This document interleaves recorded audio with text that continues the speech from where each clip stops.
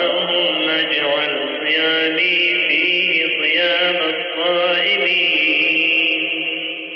وقيامي فيه قيام القائمين، ونبهني